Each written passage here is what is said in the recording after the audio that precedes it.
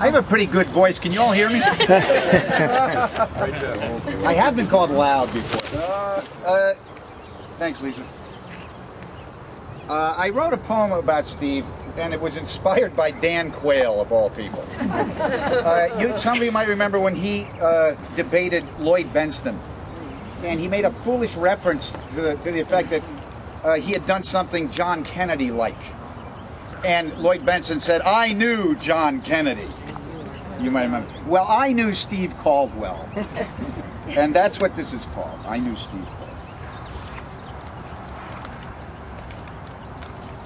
I knew Steve Caldwell when he wore shirts and shoes and pants and socks and smoked real Camels, and tennis trophies graced the mantle, and the memory was fresh of traction. And you could still find that strange photo of Haile Selassie, Lion of Judah, checking in on Steve, Jah Rastafari. And I knew Steve Caldwell when the madness at the big house on Prospect Street was in high gear. When a cornucopia of characters danced in and out, and Steve became, quote, an island round which humans flowed, unquote. And the parties were insane, and the cops would come, and Mary and Bob let it all happen. Amen. And I knew Steve Caldwell when Lisa on a lark came over and turned him on and tuned him in and burst him wide open and reminded him what a lover he was. And I knew Steve Caldwell when 13 innocents went down in the big bust at Better Farm. Hell, even my innocent old man was there.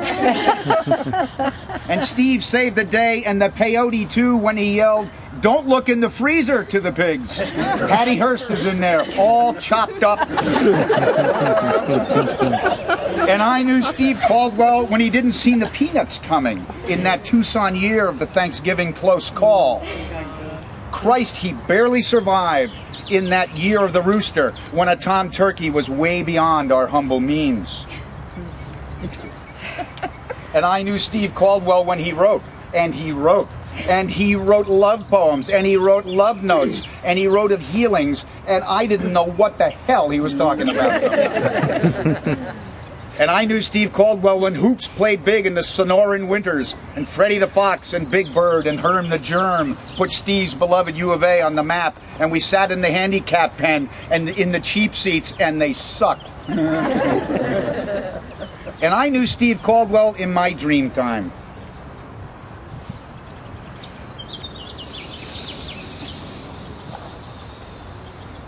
When he would walk his own way toward me, and I was amazed, and I was pissed off because I knew he had to wake up and get back to business.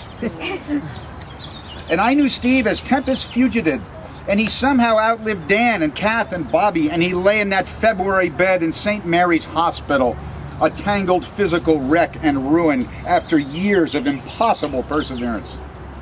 St. Mary's, he must have loved that final irony. And I knew Steve Caldwell as a gentle birder. I saw my first western meadowlark of the spring back home in the Cascade Bitterbrush the day after the great man left his old body behind. That grand bird was puffing out its egg yolk yellow chest, throwing its sleek head back and singing straight up to heaven, and I swear that bird looked just like Steve. Only with wings instead of a goddamned wheelchair. Om Namah Shivaya. Thank you. Thanks, Hawley.